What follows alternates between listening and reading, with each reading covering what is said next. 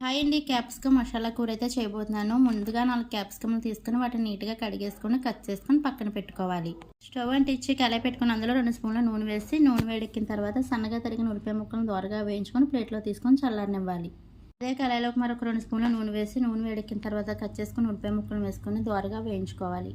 ఉల్లిపాయలు దోరగా వేగిన తర్వాత 1 స్పూన్ అల్లం వెల్లుల్లి పేస్ట్ వేసి పచ్చివాసన పోయేంత వరకు వేయించుకోవాలి. తర్వాత ఇందులో పావు టీ స్పూన్ పసుపు, కట్ చేసుకుని క్యాప్సికమ్ ముక్కలు వేసుకొని 5 నిమిషాల పాటు క్యాప్సికమ్ ముక్కలను వేయించుకోవాలి. మిక్సీ జార్ తీసుకొని ముందుగా వేయించుకున్న ఉల్లిపాయ ముక్కలు, అలాగే 1 స్పూన్ ధనియాలు, 4 లవంగాలు, 1/2 ఇంచ్ అల్లం ముక్క, చిన్న దాల్చిన చెక్క, చింతపండు కొద్దిగా, రుచికి తగినంత ఉప్పు, 1 స్పూన్ కారం వేసుకొని వీటిని మిక్సీ పట్టుకోవాలి. క్యాప్సికమ్ మగ్గిన తర్వాత సిద్ధం చేసుకున్న ఉల్లికారాన్ని వేసేసుకొని బాగా కలుపుకొని సిమ్లో ఒక 2 నిమిషాల పాటు వీటిని మగ్గించుకోవాలి.